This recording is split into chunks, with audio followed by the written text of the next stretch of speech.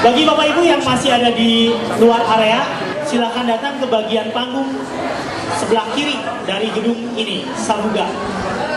Silakan di bagian kiri, kita akan sebentar lagi akan menyaksikan pagelaran dari apresiasi seni SMAK 3 BPK Penabur. Apa aja yang ada di situ? Sambil alat-alat akan disiapkan, ada beberapa hal yang akan ditampilkan. Yang pertama, kita akan mengundang tim TFT dari SMAK 3 BPK Penabur. Apa dan bagaimana TFT itu kita akan saksikan sebentar lagi. Lalu yang kedua, kita akan menyaksikan akustik, pertunjukan yang baru-baru ini mendapatkan penghargaan di Ice Fiesta di Hyper Square. Dan yang ketiga, kita akan menyaksikan fashion show.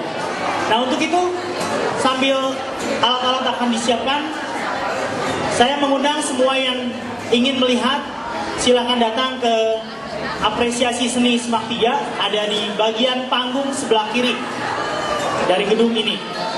Di hari yang berbahagia ini, sebenarnya kami ingin menampilkan live langsung praktek, tapi kenyataannya karena satu dan lain hal, kami di sini hanya bisa mencoba memberikan semacam pengenalan apa itu TFT. Baik, TFT adalah suatu kegiatan yang ada di SMAK 3, di mana program ini khusus membina karakter-karakter dari siswa-siswi SMAK 3 BPK Penabur yang akan nantinya menjadi seorang trainer, di mana trainer ini lebih fokus ke pembinaan dalam kegiatan outbound. Kita sudah mengetahui bahwa outbound adalah kegiatan di alam terbuka, di mana kegiatan ini lebih fokus memberikan suatu kegiatan yang akan memberikan dampak yang mungkin diharapkan positif bagi para pesertanya.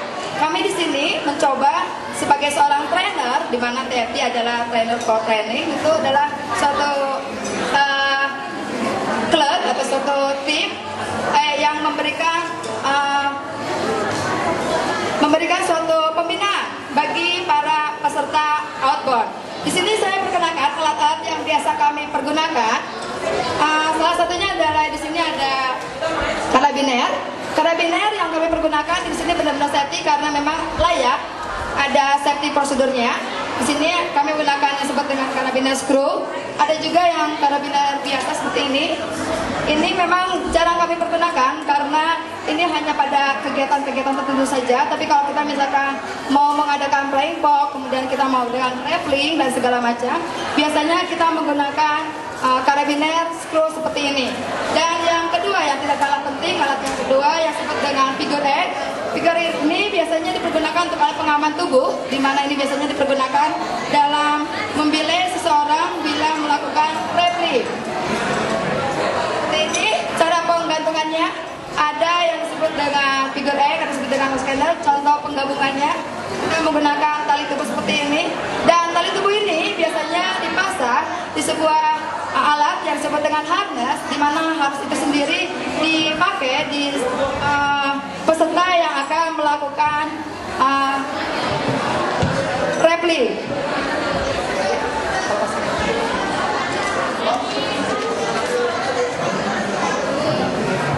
Ini adalah harness. Harness adalah alat pengaman yang cukup safety dan ada safety prosedurnya, di mana ini kalau setiap orang yang melakukan rappelling atau playing pop atau apapun itu kegiatannya high group, itu biasa selalu menggunakan ini.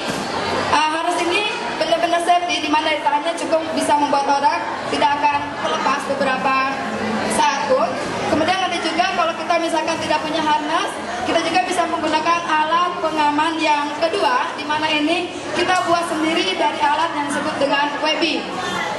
Webbing ini bisa dipergunakan untuk segala macam kegiatan. Biasanya kami menggunakan yang ukuran 3 meter. Ini cukup ampuh dan cukup aman bagi seseorang yang menggunakannya. Jadi saya kira bahwa kegiatan outbound itu benar-benar aman dan menyenangkan. Kemudian satu lagi, kalau kita menggunakan playing pop ada disebut dengan pulai. Kita menggunakan sini adalah yang gandanya. Biasanya pulai itu kecil, tapi saya menggunakan ini pulai yang ganda, maksudnya biar lebih safety. Disebut juga dengan tandem. Jadi kalau seluncuran langsung swingnya pakai ini. Kemudian ada juga disebut dengan cuma. Kita sebutnya ini sebenarnya namanya askender. Askender itu biasanya berpasangan kiri kanan. Jadi kalau misalkan ada sesuatu dan lain hal di atas, kita bisa menggunakan cuma juga untuk menarik orang ke atas dengan menggunakan ini. Jadi semacam pegangan untuk bisa menaiki sebuah tebing. Selain harness, kita juga biasa menggunakan yang disebut dengan pengaman tubuh. Cukup ampuh ini karena kenapa ini adalah full body. Jadi semua badan si pelaku itu biasanya semuanya terkontrol, sehingga ini mungkin lebih layak untuk flying fox. Tapi yang tadi harusnya lebih layak untuk misalnya kita menggunakan replik ataupun misalkan melakukan wall climbing maupun rock climbing itu sendiri. Baik, di sini ada beberapa simpul sebagai alat pengaman yang biasa dipergunakan kalau kita melakukan rock climbing. Ini disebut dengan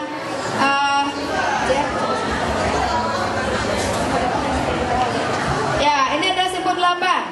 Ini harus dikuasai oleh para trainer. Kenapa? Karena ini adalah simpul yang benar-benar memang paling sering dipergunakan. Oke, yang ini adalah simpul.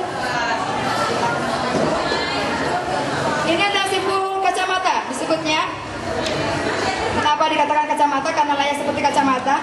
Ini penting karena biasanya ini untuk pengaman juga. Kalau kita misalkan ingin memasang tali, itu ada pengamannya. Misalkan minimal kita harus memasang alat itu di 2 tiang, sehingga simpul kacamata ini sebagai alat pengaman yang memang benar-benar sangat dibutuhkan.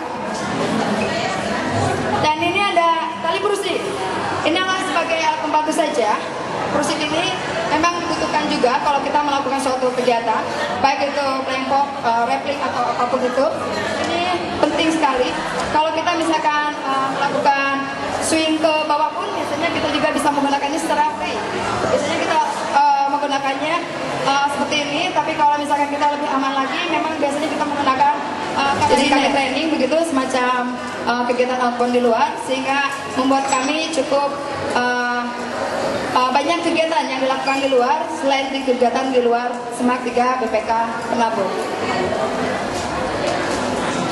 Baik, mungkin itu saja dari kami sebagai pelengkap daripada tim outbound.